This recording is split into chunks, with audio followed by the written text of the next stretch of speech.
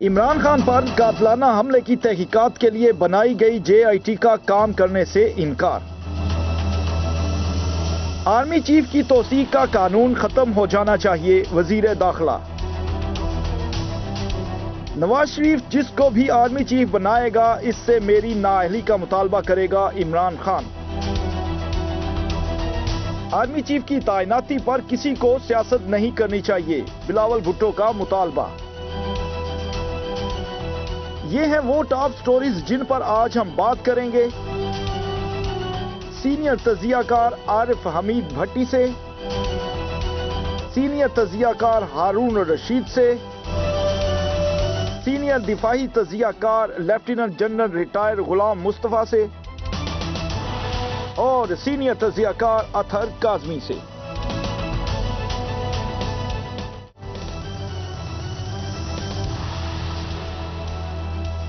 Good evening and very warm welcome to news edge with Fariya Idrees. Army chief general Qamar Javed Bajwa के 6 साला अहद का इख्तिताम अब करीब है।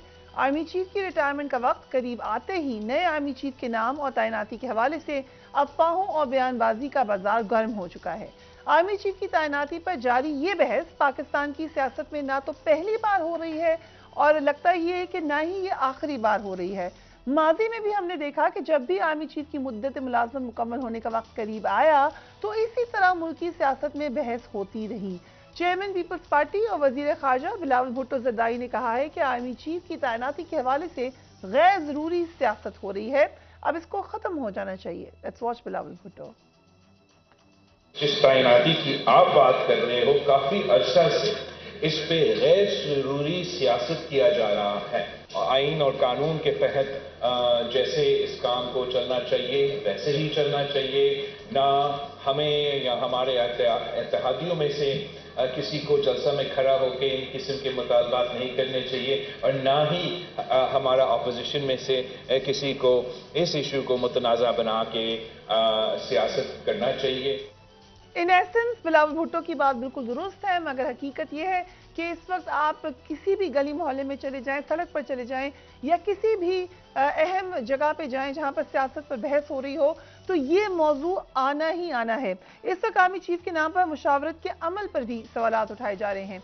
तहरीक इंसाफ का कहना है कि वजीर आजम शहबाज शरीफ का लंदन जाकर आर्मी चीफ के नाम पर नवाज शरीफ से मुशावरत करना ऑफिशियल सीक्रेट एक्ट की खिलाफ वर्जी है।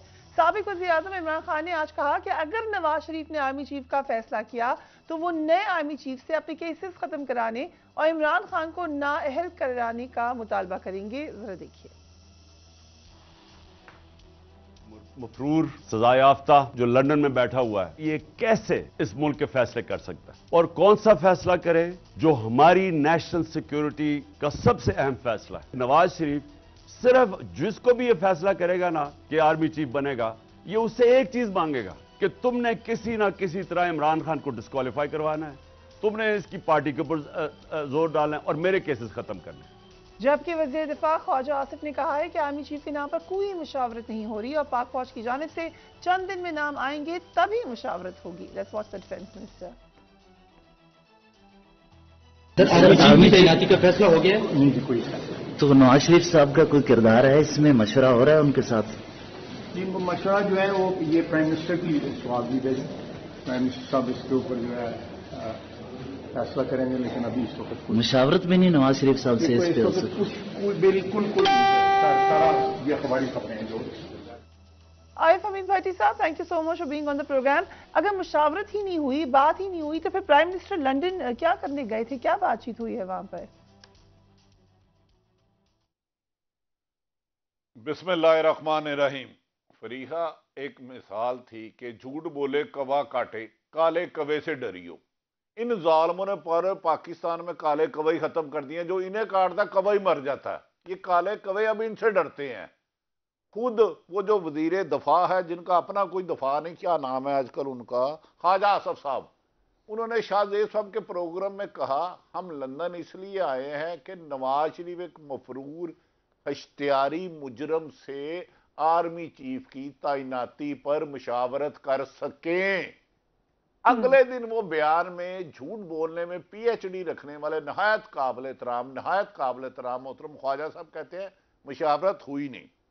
और बिलावल भुट्टो साहब, जिनके वालिद साहब नवाज शरीफ से फोन करके खबरों के मुताबिक लड़ रहे हैं कि मेरा आर्मी चीफ होगा, आप तो कह रहे थे कि अदम एतमाद लानी नहीं। उसके बयानात सैकड़ों हैं कि ये कहते थे जब तक एस्टेब्लिशमेंट की मदद ना हो अदम एतमाद नहीं आ सकती। शाहिदा खान अब्बासी, मरियम नवाज, सैकड़ों। 3 दिन पहले फिर वाला साहब क्यों लड़े कि जी आपने तो वादा किया था आर्मी चीफ मेरा होगा। और बिलावल साहब कहते हैं कि अपोजिशन को इससे मुतरादा नहीं बननी चाहिए। फौज मेरी है, याद रख लें, आर्मी चीफ पाकिस्तान का होता है, वो पीटीआई का नहीं होता, वो नून लीग का नहीं होता, वो मुल्क का मुहाफ़िज़ है। 8 लाख आदमी उसके एक इशारे पे जान देने के लिए मुल्क के लिए कुर्बान होते हैं। लेकिन ये नाअहली हुकूमत की है, बर वक्त फैसला करते, समरी भेजते। यकीनन प्राइम मिनिस्टर का अख्तियार है 100%। वजारत दफा भेजती समरी, उसके मुताबिक वक्त पे कर देते।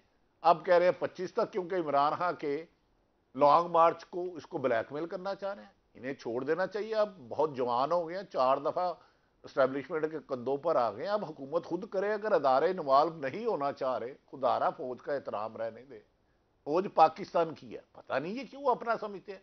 चले जिसको मर्जी बना लें, ये पहले को बना लें, 5वें को बना लें, मुस्तफा साहब मुझसे बहुत बेहतर इसमें रोशनी डालेंगे।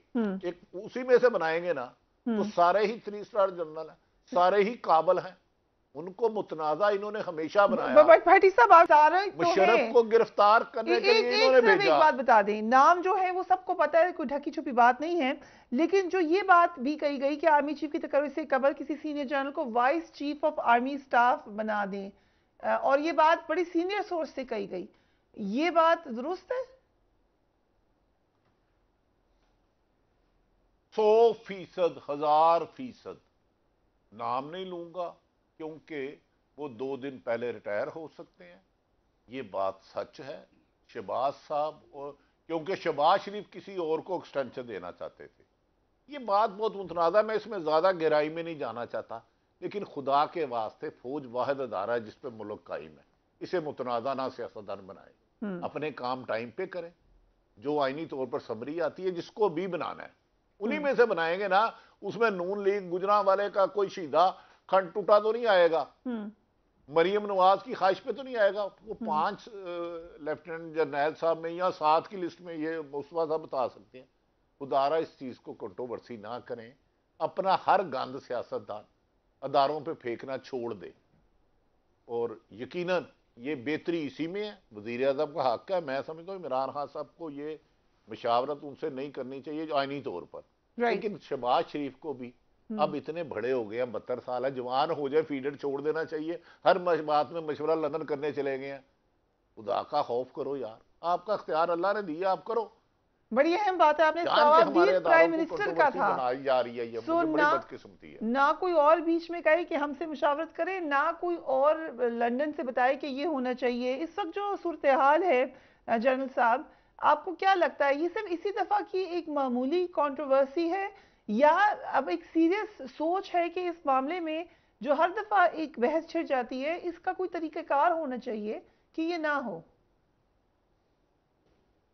देखिए, पहले तो गौर ये कीजिए कि हुआ क्या है और क्यों हुआ है ये। अगर आप याद कीजिए, गुजरांवाला जलसे जब शुरू हुआ और जनरल कमर जावेद बाजवा साहब को, जनरल फैज को निशाना बनाया गया, उस वक्त से ये काम शुरू हुआ। फिर इमरान खान साहब ने उसको एक कदम आगे ले गए, और आज जब आप देखते हैं तो हर जो पहले 5-6 जो सीनियर ऑफिसर्स हैं, सारे ना सिर्फ कॉम्पिटेंट हैं, बड़े अच्छे प्रोफेशनल्स हैं, सारे इस काम को करने के काबिल भी हैं।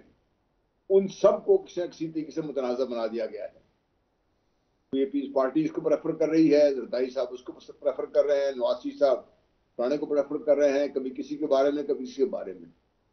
ये क्यों किया जा रहा है? ये फौज को और फौज के सरबराह को इस तरीके से मुतनाज़ा बनाने के बाद कल इनमें से जिसको भी अपॉइंट करेंगे, जो भी अपॉइंट करेगा, इसको वज़ीर-ए-आज़म का इत्तेफ़ाक़ है, उनको करना चाहिए। तो वो 2 बड़े इशू के साथ इस कुर्सी पे बैठेगा। वो नंबर 1, जिस तरीके से फौज की और फौज की सीनियर लीडरशिप की तस्दीक की गई है पिछले 2-3 सालों में, वो एक बहुत बड़ा उनके लिए चैलेंज होगा। और दूसरा, वो खुद उस कंट्रोवर्सी के साथ उस जगह आके बैठेंगे, तो उनको इन दोनों को संभालना पड़ेगा। और जो हमारे सियासतदान है जिनका ये मेन मनसूबे के तौर पे काम हो रहा है, उनका ख्याल ये है कि जब इतना कंट्रोवर्शियल बना दिया जाएगा तो वो जो भी चीफ होगा वो फैसला साजी में थोड़ा हिचकिचाएगा, हटेगा और हमें शायद खल खेलने का मौका मिल जाए। ये वो माइंडसेट है जिसने इस वक्त पाकिस्तान को एक अजीब किस्म के हिजान में मुबतला करके रखा हुआ है। ये सादा सा मामला है, एक मरवजा तरीका है, जब वक्त आता है 3, 4, 5 नाम जो भी हैं प्राइम मिनिस्टर मंगा लेते हैं, और अगर और जरूरत होती है, सब किसी दफा जब बाजवा अपॉइंट हुए तो पहले 5 नाम गए थे, उन्होंने कहा 6ठा नाम भी भिजवा दें, वो भी चला गया था। उन्होंने चौथे को या तीसरे को जिसको भी था उन्होंने मुंतखब किया। अब ये जो प्रोसेस है इसके अंदर ज्यादा स्कैंडलाइज कर दिया गया है ताकि एक जैसे पहले आपको मैं कह रहा था आपके साथ, इस कंट्रोवर्सी के साथ जो बैगेज लेकर चीफ आके बैठेंगे, आप उनकी मेंटल स्टेट का अंदाजा कीजिए और उनके बारे में जो आम मुल्क में तासुर जाएगा कि ये तो जी नवाज शरीफ साहब का आदमी है, ये जरदारी साहब का आदमी है, ये इमरान खान साहब का आदमी है, ये पाकिस्तान का आदमी नहीं है। हम क्यों अपने आप को इतना बड़ा जुल्म कर रहे हैं? हमें क्यों ये बात समझ नहीं आ रही? इससे आपका फायदा तो शायद थोड़ा बहुत हो जाए, लेकिन आपकी जो एक इंस्टीट्यूशन है जो इस वक्त अल्लाह के फजलों से कायम दायम है और पाकिस्तान की सलामती के लिए अपने सरधड़ की बाजी लगा के बैठी हुई है और दुश्मन के निशाने पर है, और खुदा खास्ता इसमें दरार पड़ गई तो आपको अंदाजा है पाकिस्तान के साथ क्या होगा। अच्छा काज़मी, ये एक सजेशन है, मगर इस वक्त हमने सबको डिस्कस कर लिया वो क्या सोच रहे हैं, खान साहब की स्ट्रैटेजी क्या है? ये महज इत्तेफाक है कि उनका लॉन्ग मार्च इस तैनाती के आसपास ही घूम रहा है या वो प्रेशर बिल्ड कर रहे हैं? शुरू में हमने देखा उन्होंने इस पर इतराज़ भी किया, अब वो खुल के कह रहे हैं कि मुझे इससे कोई फ़र्क नहीं पड़ता। सो खान साहब की स्ट्रैटेजी क्या है? देखिए, पहली जो बात अभी राना साहब ने कही ना कि इस हवाले से जो कानून है उसकी वजह से आर्मी चीफ जो हैं वो भी डिस्टर्ब रहते हैं और वो जो कानून बनाया गया था वो ठीक नहीं है, ख़त्म होना चाहिए। तो राना साहब को किसने रोका हुआ? 13 जमातों की हुकूमत है, नैब कानून में इन्होंने तब्दीली कर दी, इन्होंने ओवरसीज़ पाकिस्तानियों का वोट वापस हक वापस ले लिया। तो जो कानून ये तब्दील करना चाहते थे वो तो इन्होंने फ़ौरन कर लिए, तो ये कानून भी चेंज कर दें, आज ही कर दें, आज ही बिल मूव करें। बड़ा खतरनाक मशवरा दे रहे हैं। नहीं, ये राना साहब खुद फरमा रहे हैं, तो मैं तो उनको सिर्फ ये याद करवा रहा हूं कि वो पार्लियामेंट में उनकी अक्सरियत है, ऑपोजिशन भी कोई नहीं है, ले आए बिल और इसको कानून को खत्म कर दें और सेनेट से भी पास हो जाएगा। अच्छा, दूसरी बात ये है कि जहां तक ये ताल्लुक है कि अब खान साहब की क्या स्ट्रेटेजी है, देखिए खान साहब की तो यही स्ट्रेटेजी है कि वो इस हुकूमत को देख रहे हैं और समझने की कोशिश कर रहे हैं कि इनकी क्या स्ट्रेटेजी है। पहले तो मुल्क के वजीर आजम 5 दिन गायब हो गए, बरतानिया चले गए, हमें ख्वाजा आसिफ साहब ने बताया कि वहां पर मुशावरत होगी, फिर उन्होंने बताया कि नहीं जनाब वहां पे तो किसी से मुशावरत ही नहीं होगी, और अब जो है वो वजीर आजम साहब वापस आए हैं तो अल्लाह उनको सेहत ज़िंदगी दे, वो अब उनको कोरोना हो गया है, तो अब वो किससे मुशावरत करेंगे, किस तरीके से मुशावरत करेंगे? तो खान साहब तो खुद इस वक्त समझने की कोशिश कर रहे हैं कि आखिर हो रहा क्या है। और मेरे ख्याल में जो खान साहब का एक ही पॉइंट है कि जो भी आए फौज की क़यादत के अंदर से उस पर कोई एतराज़ नहीं है, लेकिन जो लोग अपॉइंट कर रहे हैं या जिन लोगों से मुशावरत हो रही है उसके ऊपर उनको एतराज है और उनका एतराज अभी भी कायम है। राइट। सो भट्टी साहब, हम ये अभी क्या लग रहा है आपको कितने दिन तक और ये मामला चलेगा? क्योंकि एक राय थी कि जितनी कंट्रोवर्सी हो गई है बेहतर है जल्दी अनाउंसमेंट कर दी जाए, लेकिन अभी आपको क्या लगता है जैसे माजी में हुआ था आखिरी तारीख तक ही संभाल के रखा जाएगा नाम, या आपके ख्याल से बता दिया जाएगा? यही फरीहा बड़ी बदकिस्मती है, बल्कि जनरल मुस्तफ़ा साहब से मैं रहनुमाई चाहूँगा। माजी में इन्होंने तो दर्जनों आर्मी चीफ आते हुए देखे होंगे, सिर्फ इनसे ये बता दें कितनी देर पहले हो सकता है, माजी में होता रहा कि महीने पहले भी हो सकता है आर्मी चीफ की तैनाती की अनाउंसमेंट? मैं ज़रा जनरल साहब ये जवाब दे दें तो मुझे बात करने में आसानी होगी। जी, जब जनरल नवाज की अपॉइंटमेंट हुई थी, अगर आपको याद हो, तो वो तकरीबन 2.5-3 महीने पहले हो गई थी अपॉइंटमेंट होने को। हो सकता है ये कोई दीवार नहीं करता प्राइम मिनिस्टर को अपॉइंट करने से, लेकिन नवाज शरीफ साहब ने उस दफा तो कर दिया, लेकिन जब जनरल बाजवा की बारी थी 2 दिन पहले किया। इस तरह जब जनरल राहील शरीफ को अपॉइंट किया तो वो भी 2 दिन पहले अपॉइंट किया था उन्होंने। तो डिपेंड करता है प्राइम मिनिस्टर कैसा सोच रहा है उस वक्त जो प्राइम मिनिस्टर है, लेकिन ये मैं आपको तारीफ बता रहा हूँ, ऐसे हुआ था ये। राइट जी भट्टी साहब, हो सकता है, लेकिन नवाज शरीफ साहब देखिए फरीहा, यही मैं जरा रहनुमाई चाहता था, यही मैं रहनुमाई चाह रहा था। इसका मतलब है सियासतदानों की बदनीति है, ब्लैकमेल करते हैं। यहां पॉसिबल है 2, 3, 4 से वादा करते हैं। भाई एक अल्लाह ताला ने आपको ताकत दी है कि प्राइम मिनिस्टर ने ही करना है, उधर से एक पूरा पैनल आएगा वजारत दफा के लिए, तो आप एक महीना पहले कर दे। ये मुतनाज़ा अहम तरीन ओहदे को क्यों बना रहे हैं? इसमें हो सकता है इनके अपने जाती मकासद हो, अपोजिशन से भी इसको फायदा उठाए, लेकिन अदारे का मोराल जो 24 घंटे सरहदों पे खड़े होते हैं वो क्या कहेंगे, यार रोजाना ये होता है हमारा आर्मी चीफ कौन आ रहा है। तो ये प्राइम मिनिस्टर को आगे बढ़ के इसको 15-20 दिन या महीना पहले जब वो भी आईनी तरीका कर दे ताकि ये हर महीने ये चैप्टर क्लोज हो। दूसरा जो राना सनाउल्लाह साहब ने कहा, अगर आईन इसकी गुंजाइश देता है, काजमी साहब ने बड़ी माकूल बात की है। भाई आपने नैब में जो जहां की तरमीम कर ली, आपने डाकुओं को बादशाह बना दिया, आपने चोरों को रहबर बना दिया, रहनमा बना दिया, तो भाई ये भी सुबह तरमीम ले आओ, उसके मुताबिक डिसीजन कर लो। राइट। सो एक और ये भी कहना मुनासिब नहीं मेरा ख्याल है। मोहतरम इमरान खान साहब का तरीका सिर्फ कि जो नए आर्मी चीफ आएंगे तो नवाज शरीफ उससे मुतालबा करेंगे नहल कराए। आर्मी चीफ का काम किसी को नहल कराना या अहल कराना नहीं, ना होना चाहिए। ये जज साहबान ने करना, या इलेक्शन कमीशन ने। मौजूदा हुकूमत सियासी तौर पे मुकाबला करने में टोटली नाकाम हो चुकी है। इमरान खान एक किसी को अच्छा लगे पॉपुलर वॉइस है, लेकिन उसे सियासी मैदान की बजाय टेक्निकल बुनियादों पे ना। लेकिन भट्टी साहब ये बात आपकी ठीक है कि इदारे का तो इसमें कोई काम नहीं है, इदारा खुद कह रहा है कि हम न्यूट्रल हैं, लेकिन हमने एक मुसलसल तवाते से पिछले 7-8 महीने में कोशिश तो यही देखी है कि खान साहब को माइनस किया जाए। ये तो हुआ है इस मुल्क में। नहीं, अदारा वैसे न्यूट्रल तो है, लेकिन कसम खुदा की मुझसे कसम ले लें, मैंने 13 जमातों का इत्तेहाद नहीं कराया। मैंने MQM को मुझसे कसम ले लें या कादमी साहब ने कराया हो, ये बासर है, इन्होंने MQM को इमरान खान से अलग नहीं कराया, बाप को इन्होंने अलग नहीं कराया। मैं मलक अहमद खान के साथ किसी को मिलने नहीं गया, मुझसे कसम ले ले। कादमी साहब गए होंगे तो मुझे नहीं पता, इनसे पूछ ले, मेरा कोई रोल नहीं है। मैंने कामरान टसूरी साहब के मामले में थोड़ी सी मैंने आया, उसके बाद आपने किया है जी। कामरान टसूरी साहब शायद मेरे कहने पे आए, पता चल गया, हम कब से सोच रहे थे किसके कहने पे। आदमी है, मुझे बरीउल जिम्मा करा दे कादमी साहब, मुझे बरीउल जिम्मा करा दे। ना मैं किसी की डिग्गी में, ना किसी के छुप के, ना मिलके, ना डिफेंस, ना उधर, मुझे जो मर्जी ले ले भाई। भट्टी साहब आप बिल्कुल न्यूट्रल अदारे तो कभी इंटरफेरेंस करते ही नहीं है। भट्टी साहब आपका दिल है कि आप तो डिग्गी में नहीं हो, पर मैं डाले च बह जाऊं, ठीक है कि नहीं? अल्लाह ना करे भाई। सीरियस क्वेश्चन ये है कि क्या खान साहब अल्लाह आपकी रहनुमाई करे, अल्लाह आपकी हिफाजत करे। खान साहब का ये फियर या डर या पैरानोया कि मुझे माइनस करना चाहेगा कोई, ये ऐसे ही है या असल में कुछ ऐसे मामलात हुए हैं कि जिसकी वजह से उनको देखिए, खान साहब ने अपने सियासी मुखालफीन पे कहा है कि वो ये बात कर सकते हैं, वो ये कहेंगे, वो ये चाहते हैं, वो ये चाहेंगे, वो ये ख्वाहिश करेंगे। लेकिन खान साहब ने ये नहीं कहा कि खुदा ना खास्ता कि इदारा ये चाहेगा या इदारा ये कोशिश करने की कोशिश करेगा। देखिए, ये बड़ी गलत फहमी है। माजी में भी नवाज शरीफ साहब ने अपने आर्मी चीफ लगाए ना, परवेज मुशर्रफ साहब को लगाया, दीगर आर्मी चीफ भी लगाए। क्या ये देखो ना, ये इनकी जो गलत फहमी है ना बार बार कि हम कोई अगर आर्मी चीफ लगाएंगे तो वो हमारा होगा, चाहे वो खान साहब हो या पीपल्स पार्टी हो या मुस्लिम लीग नून हो, जो भी आर्मी चीफ को तैनात करेगी वो पाकिस्तान का आर्मी चीफ है। ये समझने की जरूरत है। इस वक्त जो फौज की आला क़यादत है वो सारी क़यादत कॉम्पिटेंट है, वो सारे लेफ्टिनेंट जनरल्स हैं, उसमें कौन सी ऐसी बहस है। लेकिन ये जो हुकूमत है ना, ये एक तरह से इंजॉय कर रही है इस सारे सिनारियो को।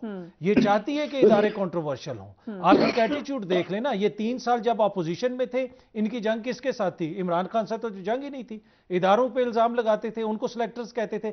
अब ये हुकूमत में आए, अब ये कहते हैं इमरान खान की तो हमारे साथ जंग ही नहीं है। तो ये इनकी तो कोशिश होती है कि इदारे कंट्रोवर्शियल बने। और जो मौजूदा आपके डिफेंस सेक्रेटरी हैं या वजीर दिफा हैं, उनके इदारों के हवाले से जो तकारीर हैं पार्लिमान के अंदर, क्या वो हम भूल गए? तो मेरा नहीं ख्याल कि यहाँ पे हमें ये जो हम बात तो कर रहे हैं कि कंट्रोवर्शियल कौन बना रहा है, लेकिन जिसका जो किरदार है वो हमारे सामने। बिलावल साहब एक तकरीब में गए हुए थे पिछले दिनों, वहां पे नारे लगे तो उन्होंने कहा कि जो जमानत दिलवा सकते हैं उनसे बात करो। भाई कर लिया। मतलब पर इससे आपको एटीट्यूड पता चलता है ना कि ये हर चीज इदारों के पीछे ऊपर डालते हैं। राइट। जनरल साहब, हमने देखा था, अभी आपने जिक्र किया कि ये तासुर दिया जाता है कि हमारी अच्छी रेपो है या हमारे साथ अच्छे ताल्लुकात हैं, लेकिन अभी हम अगर जो मौजूदा आर्मी चीफ हैं उन्हीं की मिसाल ले लें, उस वक्त भी ये तासुर देने की कोशिश की गई थी, लेकिन फिर वो तासुर नहीं ठीक रहा पिछली हुकूमत की तरफ से। फिर उसके बाद खान साहब की हुकूमत की तरफ से भी ये तासुर देने की कोशिश की गई थी कि हमारे ताल्लुकात बड़े अच्छे हैं। तो ये हर दफ़ा गलत फहमी में क्यों चले जाते हैं, बार बार एक ही गलती क्यों करते हैं सियासतदान? जनरल साहब देखो, मैं इजाजत दें तो मैं आपको एक छोटा सा किस्सा सुना दूं। जी जरूर। ये 90s में जब ये सिंध में डाकुओं का बहुत जोर पड़ा, वाशी साहब ने बार बार जनासिब को कहा कि आप डाकुओं के खिलाफ मूव करें। उन्होंने समझाने की कोशिश की कि फौज को इसमें इन्वॉल्व करें, रेंजर्स हैं आपके पास, पुलिस उनको इस्तेमाल करें, लेकिन वो ज़िद थे तो वो चले गए उस जो सदर थे जनरल निसात के पास। तो जनरल निसात ने फिर जनासिब को फोन किया कि आसिफ आ जाए आप। तो जनासिब चले गए, क्योंकि उन दिनों 58(2)B थी और जो सदर मुमलकत थे वो सारे इख्तियार उनके पास पहुंच गया जाके वहां पे। तो जब ये बातचीत शुरू हुई तो आसिफ ने कहा जी मैं इस बात से इसलिए एग्री नहीं कर रहा कि ये नुकसान होगा, लेकिन जब उस वक्त प्राइम मिनिस्टर वाशी साहब ने इंसिस्ट किया तो सदर ने हुक्म दे दिया कि आसिफ ने कहा ठीक है सर। उसने कहा जी हमें एक इसके लिए लीगल कवर चाहिए होगा, आप नोटिफिकेशन है वो हम भिजवा दें। तो उस वक्त वज़ीर आज़म ने कहा जी नोटिफिकेशन आप जिस पहुंचे दफ्तर पहुंच दिया, चले गए। फौज का तरीक़ेकार है, जब एक दफा हुक्म मिल गया तो उन्होंने अपने हुक्म जारी कर दिया, लोग मूव करना शुरू हो गए। तीसरे चौथे दिन जब फौज सिंध में डाकुओं के खिलाफ ऑपरेशन शुरू हो गया, उससे पहले एक दफा नहीं 2 दफा 3 दफा अप्रोच किया प्राइम मिनिस्टर ऑफिस को, नोटिफिकेशन भिजवाइए आप। नोटिफिकेशन नहीं आई। फिर फौज ने अपनी जैक ब्रांच के थ्रू नोटिफिकेशन बना के भिजवाया, वो भी साइन नहीं हुई। तो 3 या 4 दिनों के बाद जब बाकायदा ये ऑपरेशन शुरू हो गया तो सिंध के जो चीफ मिनिस्टर थे फौत हो गए फौज अली शाह साहब, उन्होंने हंगामा शुरू कर दिया। उन्होंने कहा फौज आ गई, हमें पता नहीं चला इस चीज का। तो उस वक्त प्राइम मिनिस्टर ने नोटिफिकेशन इशू नहीं किया, बल्कि चौधरी निसार ने अगले दिन आके कहा कि हमसे पूछा नहीं फौज चली गई ऑपरेशन करने के लिए। अब ये बताइए कि सूरत हाल में फौज का और प्राइम मिनिस्टर का ऑफिस का आपस में ताल्लुकात ठीक रह सकते हैं? इस किस्म जब आप सोच होगी कि आप हर चीज को अपने सियासी मफाद के लिए इस्तेमाल करेंगे, फौज तो इस्तेमाल होना नहीं चाहती ऐसे। यही वो मसले हैं, बार बार इसी वजह से झगड़ा शुरू हुआ। जहांगीर करामत साहब का मसला क्या था? उन्होंने एक सजेशन दी थी कि नेशनल सिक्योरिटी काउंसिल बननी चाहिए। उस पर जनाब बहुत गुस्सा आ गया प्राइम मिनिस्टर को। हालांकि आज अगर आप देखिए तो हमने कैबिनेट कमेटी और क्या कहते हैं नेशनल सिक्योरिटी कमेटी बना के बैठे हुए हम लोग आज भी इस पर। ये इन्हीं के दौर में बनी हुई है ना, इनके दौर में। उस वक्त एक मशवरा था जिसमें इतने सीख पा हुए जहांगीर करामत ने इस्तीफा देकर वापस आ गए। तो मेरे कहने का मकसद ये है कि हमारे जो पॉलिटिकल लीडरशिप है वो अपना अगर काम सही करे, वो बार बार ही कहती फौज हमारे काम में दखलंदाज दे। देखिए मुझे बताइए कि फौज ने इनको कभी कानून साजी से रोका? फौज ने कभी इनको कहा कि आप अवाम की बेहतरी के लिए काम ना करें, उसकी सेहत के लिए, स्कूलों के लिए काम ना करें? फौज ने कभी इन्हें कहा कि आप ये जो मामलात जिस तरीके से ये कुछ हो रहे हैं ऐसे कानून ना बनाएं जिससे मनी लॉन्ड्रिंग आसान हो जाए आप लोगों के लिए? फौज ने कभी ऐसी बात नहीं की उनसे। जिस दिन आप देखिएगा कि आपकी लीडरशिप, पॉलिटिकल लीडरशिप अपने लोगों के लिए परफॉर्म करना शुरू कर देगी, फौज को क्या मसला है इस चीज से बताइए आप। राइट, सो हम एक ब्रेक की तरफ जा रहे हैं, we will be right back.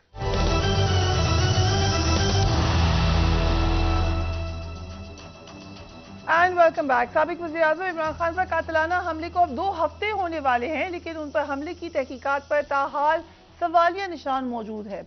आज इमरान खान पर हमले के लिए कायम की गई पंजाब हुकूमत की JIT ने तहकीकात से इनकार कर दिया है, जिसके बाद इस हमले की तहकीकात मजीद मुश्किल होती दिखाई दे रही हैं। साबिक वज़ीर-ए-आज़म इमरान खान ने आज फिर चीफ जस्टिस से मुतालबा किया कि वो उन पर हमले, अरशद शरीफ के कत्ल और आजम सवाती की गिरफ्तारी के वाक़े का अज खुद नोटिस लें और इनकी तहकीकात कराएं। Let's watch it. Chief justice Pakistan, 3 आपके पास केसेस हैं, ये तीनों लैंडमार्क केसेस हैं। और ये तीनों केसेस को और कोई तरीका इंसाफ लेने का नहीं सिवाय आपके पास आने का। अरशद शरीफ, दूसरा आजम स्वाति, और तीसरा मेरा केस है, मुल्क का एक्स प्राइम मिनिस्टर, उसके ऊपर कातिलाना हमला होता है। मैं 3 नाम लेता हूं, लेकिन पुलिस, पंजाब पुलिस हमारे नीचे कि मेरी एफआईआर रजिस्टर नहीं करती। ये एक शहरी का बुनियादी हक है। मैं आम शहरी की बात कर रहा हूं, लेकिन वो आदमी जो एक्स प्राइम मिनिस्टर है, अगर उसको वो हक नहीं दिया जा रहा, तो चीफ जस्टिस साहब, ये बड़ा हमारे लिए लम्हा फिक्र है। ये एक्चुअली रूल ऑफ लॉ, ना इंसाफ ना होने का एक आपके सामने इससे बड़ा क्या मिसाल हो सकती है? भट्टी साहब, ये मसला क्या है? इमरान खान साहब पे हमला हुआ, उन्होंने अब तो अपने जख्म भी दिखा दिए, तो तहकीकात क्यों नहीं हो सकती? फरीहा, एक तो इमरान खान साहब ने फरमाया कि हमारे नीचे पुलिस है। उन्हें इतना ही नहीं पता उनकी मखलूत हुकूमत है और 10 सीटों वाले परवेज लाई को उन्होंने वजीर आला बनाया है। और परवेज लाई सबसे ज्यादा पुलिस को नहीं कोई समझता। इमरान खान साहब ने जो फरमाया, अल्लाह ताला ने उनको मौजजाना तौर पर बचाया है। मेरी इंफॉर्मेशन के मुताबिक, बीइंग ए रिपोर्टर, उन्हें जान से मारने के लिए हमला किया गया था। 2%। JIT कुछ भी नहीं कर सकती, इसका कुछ नहीं होगा, कुछ नहीं होगा, कुछ नहीं होगा। इससे पहले सानिया मॉडल टाउन में उन 14 लोगों को मेरे सामने मैं पढ़ा था, तो तंजीला दुरूद शरीफ पढ़ रही थी, अल्लाहुम्मा सल्ली अला मुहम्मदिन व अला आले मुहम्मदिन। उन्हें गोलियां मारी गई, उसका मैं विटनेस हूं। रात 12 बजे गया, अगले दिन 12 बजे तक रहा, उसका कुछ नहीं बना। साहिवाल में लोगों को इमरान खान की हुकूमत में मारा गया, उसका कुछ नहीं बना। एक कड़वा सच है, कुछ लोग अनटचेबल है। मेरी अपनी जाती राय है, ये बेचारे DIG SSP कुछ नहीं कर सकेंगे, कुछ भी नहीं। उन्हें तो इमरान खान साहब खुद कहते हैं कि अगर मेरे पास अख्तियार ना हुआ मैं वज़ीर-ए-आज़म नहीं बनूंगा। अगर वो खुद FIR होती है, फर्स्ट इंफॉर्मेशन रिपोर्ट, ये हक है हर मुद्दई का, हर मजरूब का, कि उसकी दरखास्त पर मुकदमा दर्ज हो। अगर पुलिस समझे वो गलत है तो अगली जिमनियों में उसे खारिज कर दे, जो मैंने पुलिस ऑर्डर पढ़ा हुआ। लेकिन जो शख्स पर्चा ही नहीं दर्ज करा सके, इसका मतलब है पर्चा दर्ज कराने से रुकावट इमरान खान साहब और उनके वजीर आला की जो विकेट के दोनों तरफ खेल रहे हैं, वो उनसे बहुत ताकतवर है। तो ताल्लुकात कैसे हैं इस वक्त भट्टी साहब, चीफ मिनिस्टर के और इमरान खान साहब के, चीफ मिनिस्टर पंजाब और इमरान खान साहब के ताल्लुकात कैसे हैं इस वक्त? चीफ मिनिस्टर अपनी सोलो परवाइज कर रहे हैं। इमरान खान भी समझ चुके हैं, अगली दफा वो परवेज लाई से इत्तेहाद नहीं करेंगे। हो सकता है सीट एडजस्टमेंट भी ना करें, लेकिन वो इस वक्त अलग नहीं हो रहे। उसकी वजह यह है कि वो जानते हैं अलग हुए तो ये पहले नून लीग से मिठाई खा चुके थे परवेज लाई साहब, मेरी इत्तला के मुताबिक। तो जो 25 जुलाई को हमजा शहबाज की सरबराही में जुल्म और बर्बरियत की दास्तान बनाई गई थी, वो दोबारा बनाई जाएगी। इस वजह से वो साथ है। मेरा ख्याल है इमरान खान साहब और उनके करीबी हलकों को सबको पता है कि ना उनका मुकदमा दर्ज होना, अगर हो भी गया तो किसी एक को टच नहीं किया जाएगा। उनमें से जो पहले 3 अफसर थे, उन तीनों से मेरी बात हुई, कहते आरिफ साहब असी मरना है। वो वजीर आज़म जिहड़ा पर्चा नहीं करा सकता, सानू कह रहे हैं कि JIT कराओ, हमें कह रहे हैं इनसे जाके शामिल तफ्तीश करो। कहता हम जा सकते हैं इनके पास? अनबिलीवेबल थे आंसर। और अब उसको बनाया लाहौर को, जिसको वफाकी हुकूमत ने सस्पेंड कर दिया, गुलाम मोहम्मद डोगर को। बस छोड़े, अल्लाह करे कि इन्हें इंसाफ मिल जाए। हमारी तो दुआ है कि हर जालिम कानून की गिरफ्त में आए, ताकतवर और कमजोर के लिए कानून हो। लेकिन मैंने अपने तजर्बे के नाते आपको बता दिए, इसका कुछ नहीं होगा। राइट भाई, तफसील में भट्टी साहब ने मैं बताया था साहब, जो खान साहब का मामला है, अरशद शरीफ के मामले पे भी इसी किस्म की बातें हो रही हैं।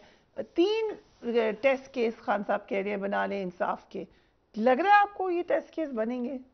देखें, अगर मौजूद अदालत इसके ऊपर कोई नोटिस लेती है तो फिर तो शायद चीज़ें आगे बढ़ें। लेकिन अब किस तरीके से हम इसको आगे लेके जाना चाहते हैं, इसलिए कि उसमें हुकूमत का भी बड़ा किरदार होगा। जिस तरह आपने अरशद शरीफ साहब का जिक्र किया, उस हवाले से जो वज़ीर आज़म साहब ने खत लिखा था चीफ जस्टिस को, उसमें गालिबन 7 सवाल उठाए थे।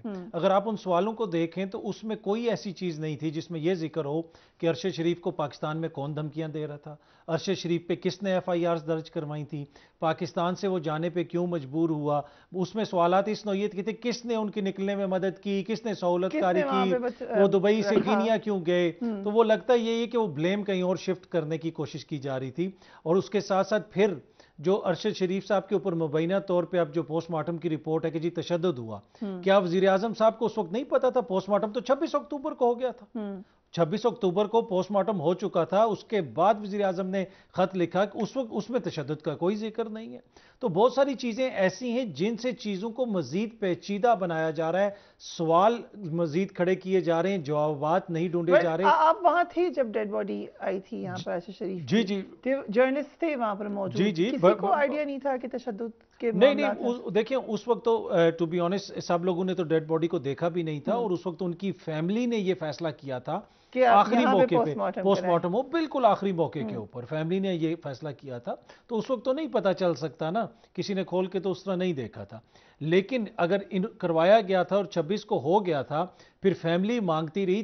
3 तारीख को फैमिली ने खत भी लिखा, उनकी जो बेवा ने खत भी लिखा पिम्स को। पिम्स ने फिर भी कोई रिपोर्ट नहीं दी, और पिम्स के डायरेक्टर कह रहे हैं जनाब हमसे तो किसी ने राब्ता ही नहीं किया।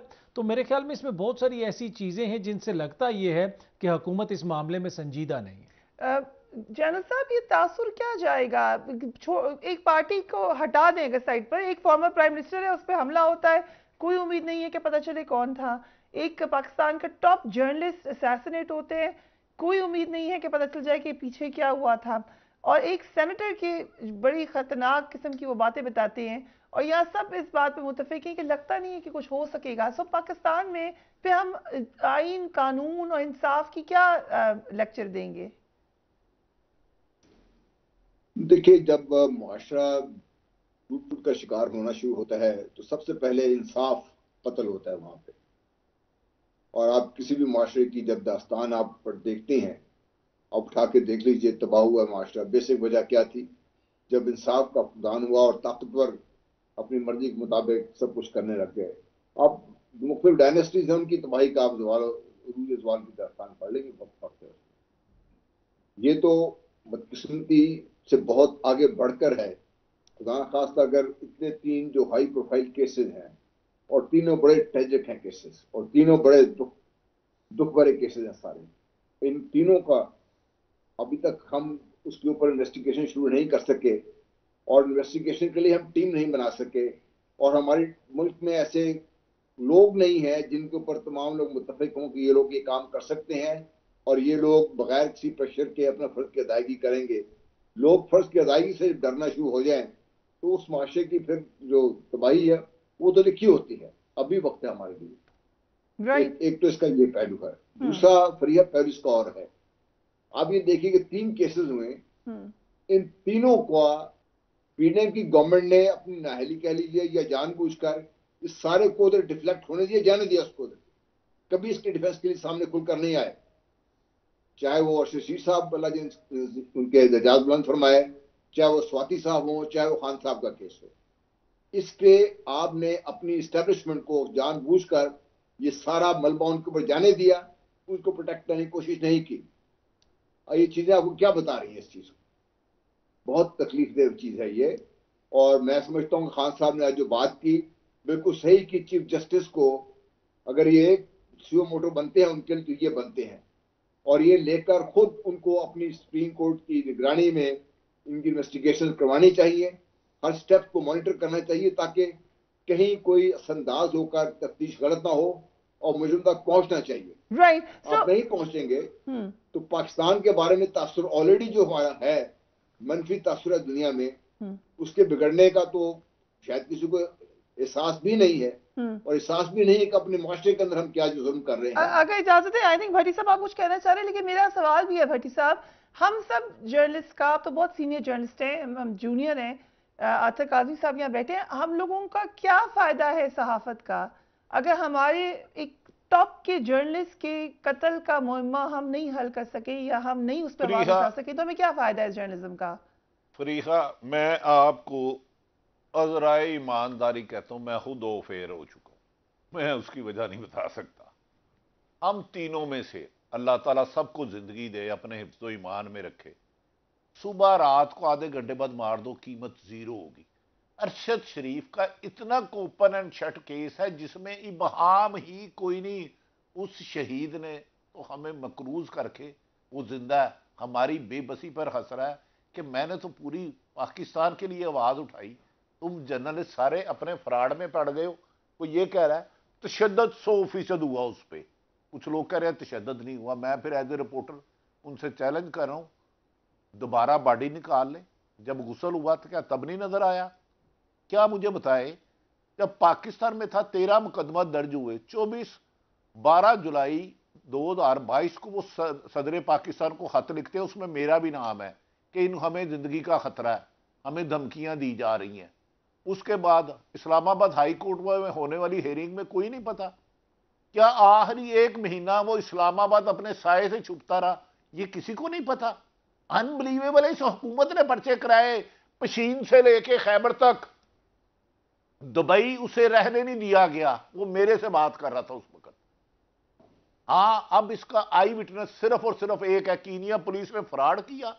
मुबैना तौर पर मैंने, मुबैना नहीं 15 से ज्यादा ये फॉरेंसिक एक्सपर्ट और जो ब्लाइंड केस ट्रेस करते हैं उन 5 आईजीओ से मशवरत किया, उन सबको तस्वीरें दिखाई गाड़ी की। उन्होंने 50 दफा क्लोज करके देखा, उनका ख्याल है तशद्दुद करके मारा गया। अब इसका आई विटनेस सिर्फ वो है जो उसके साथ शहीद अरशद शरीफ के साथ था। वो कहां है? वो आके क्यों नहीं बताता? भाई उसके पास आईपैड था, एप्पल का फोन था, एप्पल का लैपटॉप था, उससे उन्होंने पता करने की कोशिश की होगी। पासवर्ड मजबूत साहब का आदमी था, उसमें जुल्म किया गया, तशद्दुद किया गया। उसके टायर के टुकड़े हो चुके हैं, वो फौरी तौर पर नहीं होते, पुराना है। तो लिहाजा हमें अब बेवकूफ ना बनाएं, खुदा के वास्ते। अगर उसके कातिल ढूंढ सकते हैं तो ढूंढ दें। मैं कह रहा हूं जनरल साहब ने सिर्फ सुप्रीम कोर्ट हमें इंसाफ दिला सकती है, उनके जज साहबान का हो तो फिर इंशाल्लाह ताला हकायक सामने आ जाएंगे। बहुत राइट, मुझे एक ब्रेक पे जाना है and then I will come straight to you at Kazmi right after break.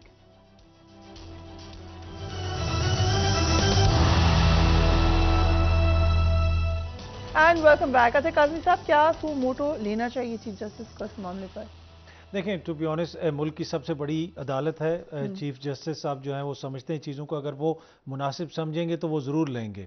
लेकिन मैं ये समझता हूँ, मेरी अकल और दानिश में हम तो ये सिर्फ ये रिक्वेस्ट कर सकते हैं। और ये रिक्वेस्ट हम क्यों कर रहे हैं? क्योंकि टू बी ऑनेस्ट हम तो हुकूमत से नहीं लड़ सकते ना। हम तो जाके इदारों को नहीं कह सकते ये करो वो करो। हम तो कमज़ोर तबका है ना, जो ये एक तासुर पाया जाता है ना कि जी सहाफ़ी बड़ा पावरफुल तबका है। हम कमज़ोर तबका है। हम हमारे तो कोई भी जो है, कोई भी हमारे पास कोई एग्जेक्टिव पावर तो नहीं है, आवाज़ ही उठा सकते हैं। और आवाज़ हम चीफ जस्टिस साहब के सामने उठा रहे हैं, अदालत के सामने उठा रहे हैं कि हमें इंसाफ दिलवाएं और अरशद के बच्चों के लिए इंसाफ दिलवाएं, अरशद की फैमिली के लिए इंसाफ दिलवाएं। अरशद सबके लिए आवाज़ उठाता था ना, चीफ जस्टिस को अरशद ने लिखा था। तो यही हमारी रिक्वेस्ट है कि जो उस शहीद की ख्वाहिश थी, उसने आपको लिखा भी था कि इस मामलात को देखें, तो लिहाजा इसके ऊपर अमल दरामद किया जाए। जनरल साहब, आपका क्या ख्याल है, सोल्यूशन सुप्रीम कोर्ट से ही आएगा? अभी सबने बता दिया कि जर्नलिस्ट की क्या हैंडीकैप है, बाकी लोगों की क्या मजबूरियां है, बट चीफ जस्टिस एक वो शख्सियत है या हाई कोर्ट या सुप्रीम कोर्ट वो इदारा है जहां से इंसाफ हो सकता है? जी, मैं तो पिछले सेगमेंट में आपसे अर्ज की थी कि मैं तो खुद भी अपनी तरफ से दरखास्त पेश करना चाहता हूँ जनाब चीफ जस्टिस को। तो खुदा के लिए इन तीनों हाई प्रोफाइल केसेस को देखिए, क्योंकि ये पाकिस्तान की बका के लिए बड़ा इम्पोर्टेंट है कि तीनों केस सॉल्व हों और इनके जो भी जिन जिसने भी इसका काम किया है उसको उसकी सजा मिले। अगर इस तरीके से मुआशरा चलता रहा जिस तरह भी हम मॉडल टाउन को रो रहे हैं, साहिवाल के वाक़े को रो रहे हैं, ऐसे बहुत से ऐसे वाक़यात हैं जिनका कोई हल नहीं निकला। अगर निकला है तो जबरदस्ती जो मजलूम थे बेचारे, उनके जबरदस्ती उनसे सो कॉल्ड सुलह करवा ली गई, तो वो कैसे इससे मुआशरा चलेगा? ये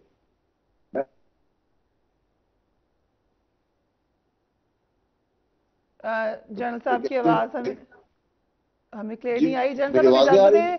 लास्ट वर्ड टू यू भट्टी साहब, नोइंग कि आप अरशद शरीफ को अच्छे तरीके से जानते थे, लेट्स से इस वक्त अरशद शरीफ हों तो वो क्या कर रहे होंगे इस वक्त? चीफ जस्टिस को लिख रहे होंगे, खुद इन्वेस्टिगेट कर रहे होंगे, या what will he be doing?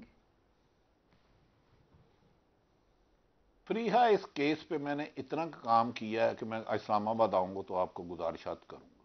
मेरे जैसा नाअहल आदमी काफ़ी हद तक नज़दीक पहुंचा है। चीफ जस्टिस साहब से एक गुजारिश है, खुदा के वास्ते अरशद शरीफ ने पूरे मुल्क के लिए आवाज़ उठाई, वो हक सच की आवाज़ था, अल्लाह का वास्ता है। चले कीनिया में तो झूठी उन्होंने दे दी, वो ड्रामा बनाया कि वो रुका नहीं। अरशद शरीफ यहां से गया क्यों? अगर अरशद शरीफ गद्दार था जो गद्दारी का पर्चा दिया, तो फिर मैं भी गद्दार हूं। काज़मी साहब तो नहीं तस्लीम करते। अरशद शरीफ से ज्यादा इस मुल्क से प्यार करने वाला, इस फौज से प्यार करने वाला कोई सहाफ़ी है ही नहीं। ये मैं अज़राह ईमानदारी से खुदा को हाज़िर नाज़र जान के कह रहा हूं। अरशद शरीफ फौज से इश्क करता था, एक शहीद का भाई था, खुद शहीद हुआ। अब यार उसके खून के साथ तो इंसाफ कर दो चीफ जस्टिस साहब।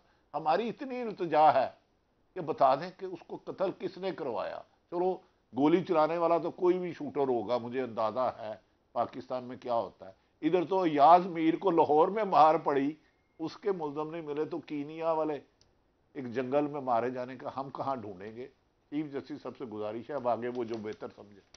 Right, thank you so much gentleman. वक्त ख़त्म हो रहा है, लेकिन यकीनन बहुत ज़रूरी है किसी भी माशरे के लिए कि ना सिर्फ इंसाफ हो बल्कि इंसाफ होता हुआ भी नज़र आए। आवाज़ ही उठाई जा सकती है। आगे all eyes are at supreme court now. Let's see कि सुप्रीम कोर्ट की तरफ से इस पर कोई एक्शन होता है या नहीं होता। Do take care of yourself. अल्लाह हाफिज़।